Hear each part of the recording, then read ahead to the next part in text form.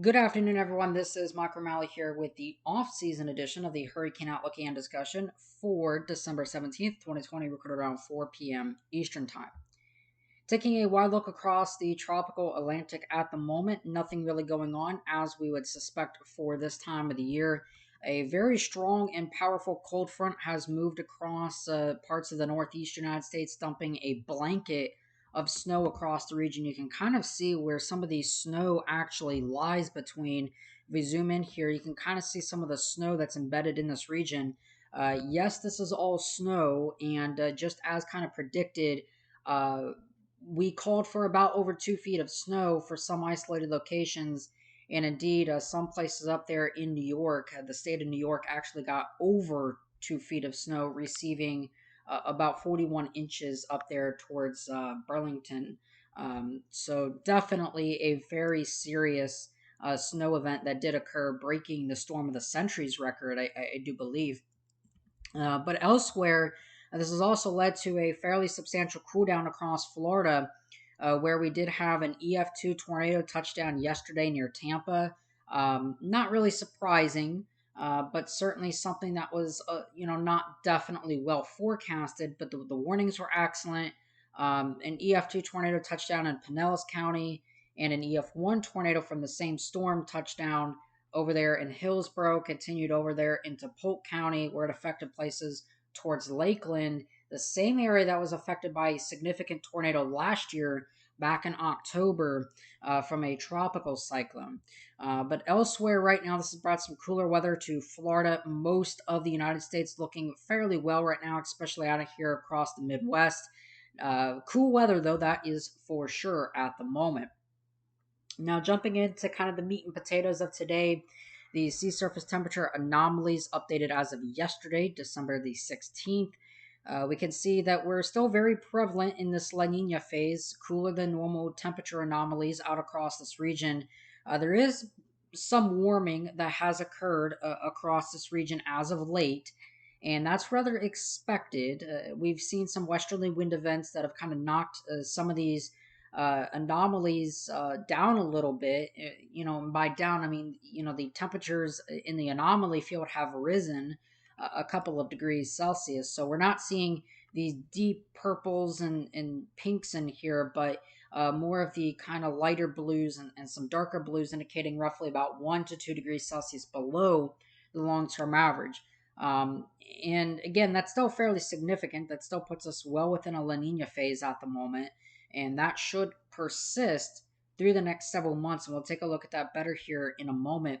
But then out here across the tropical Atlantic, you can actually see what we really have kind of ongoing at this particular time. And again, you can see that we have still a fairly warm Atlantic basin. It has not cooled off substantially. We still have a fairly stout warm area near the Cabo Verde Islands, which is still several degrees above the long term average, and still all throughout even the Caribbean and the Gulf of Mexico, the northern Atlantic, still very prevalent. So you're still going to get more so a lot of high pressure that dominates out in this region through the remainder of the next several months, really. But we have started to see this really be chirped down. This has really been chipped off.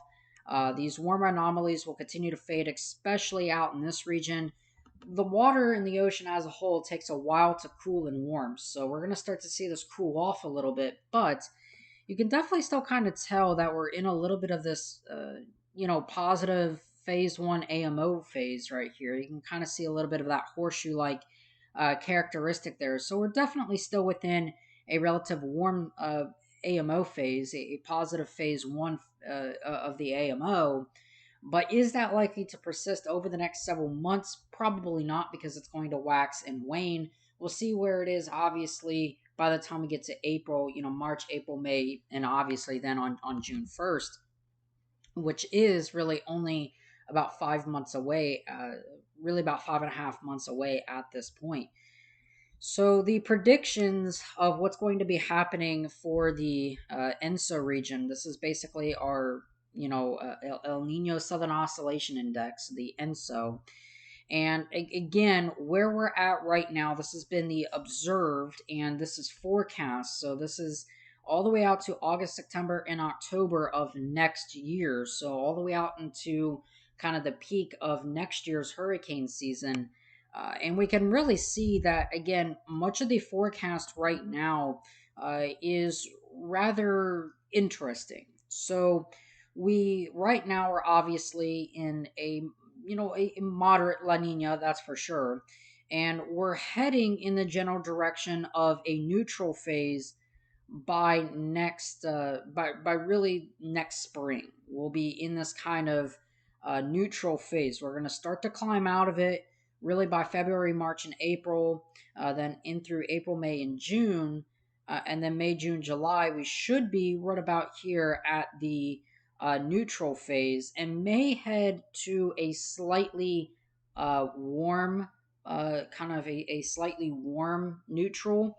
But one of the major things here is that you only see a couple of models that really bring it to the threshold of an El Nino, which is zero point 0.5 degrees. So if I can actually draw somewhat of a straight line here, you'll see where the zero point 0.5 degree line is, the 0.5 degrees Celsius above average. And the majority of the models stay below this phase, and some keep it even towards a La Nina still by next year. There are a handful of models that do bring this into a weak or moderate El Nino by the peak of next year's hurricane season, which is still a possibility. And again, mainly because right now we still have what's called a spring predictability barrier. And a lot of things happen in the spring. We were forecast to head in towards an El Nino this year. That never happened. We instead went to a La Nina. So this is kind of a very rough estimate in terms of what we could be seeing for next year's hurricane season. Loosely looking at things. The models for the last several months, if you go back towards what November was showing, much of the same story for a kind of a warm neutral phase into the peak of next year's hurricane season. But again, we still have a long way to go until that time. Just kind of another way of looking at everything. This is basically the predictability of everything that is kind of occurring in the predictability all the way out into the peak of next year's hurricane season. You can see where we're at right now. Obviously, about 100% chance of a La Nina. That's because we're in one. Now, as we drop off here, this starts to go out towards April, May, and June. Notice the general trend is we're going down with the La Nina chances, and our neutral probabilities start to increase fairly substantially. If we look out here to June, July, and August, we start to see that the neutral predictability is roughly at about 55%. So there is a 55% chance that we end up in a neutral phase for the beginning and kind of halfway through next year's hurricane season.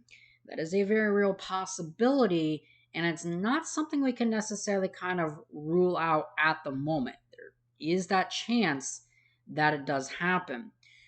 But if we notice towards like August, September, and October of next year, towards the meat and potatoes, the heart of the hurricane season next year, we really start to drop those chances to about 45%. So now we start to drop from a fairly respectable, more than halfway chance of neutral towards about a 45% chance. So almost halfway.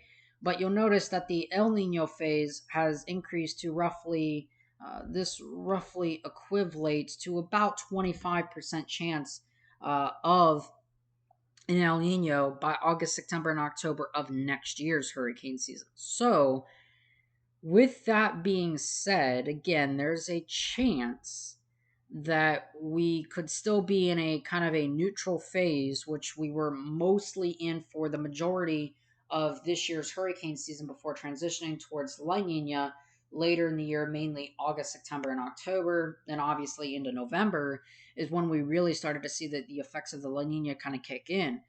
Now, again, the atmosphere and the ocean, it's delayed by several months. So even if we head in towards or an El Nino, really by August and September of next year, that's going to be delayed a while. And the atmosphere will take a little bit more time for it to actually catch up to be in a more into kind of a phase that is unfavorable. So based on this, right now we're just kind of looking. Definitely have to kind of keep our eyes open for the potential of what could be coming up again next year. But we'll cross that bridge when we get there. Now, looking real quickly at some of the other climate models, this is the CFS, the Climate Forecast System. This is valid out towards September of next year. And again, what you'll start to notice here is that, again, we kill some of that La Nina phase. We start to kind of kill that off. And we do have somewhat of a warm nose that does begin to kind of appear out here. But this really starts to come into effect in May and June, July, and never really is intense enough to really persist. You can kind of see this is the La Nina phase that we're in, and the CFS doesn't really do much of anything with this at all.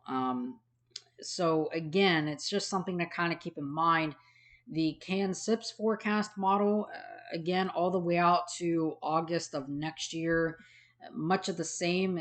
Indeed, it kind of keeps a cool neutral, a rather warm Atlantic basin. So there's a lot of things that are kind of playing in towards next year's hurricane season that we don't know at the moment. And to be honest, we will not know, obviously, until we actually get into May, June, July of next year. So we still have a long time to go. Nothing to even worry about right now. Enjoy the break, especially if you live in Louisiana or anywhere else, like Nicaragua, etc., that was hit by a hurricane this year. And just take the time to relax, prepare for next year, but nothing really on the horizon that is alarming either way at the moment. Now, quickly focusing on lower 48 weather, again, we had a pretty major snowstorm yesterday that affected portions of the Northeast. And you can see some winter storm warnings still remain in effect. These will be dropped through this evening, but additionally, another 1 to 3 inches of snow is possible across those areas before all is said and done. More winter weather mischief possible across parts of the northwest United States out there and even over towards Nevada and Idaho, and some freezing conditions possible for Florida as we head in through tonight and tomorrow. But really, other than that, much else is quiet across the entire CONUS and should remain that way for at least quite some time. So, definitely kind of relax, dig out of the snow, especially if you're up there in New York and the Northeast. But other than that, thank you for watching and hope you found this useful. If you did, make sure to comment and subscribe. And I will see you guys later. Thanks for tuning in. Again, this is Mike O'Malley. I'll talk to you guys again some more later.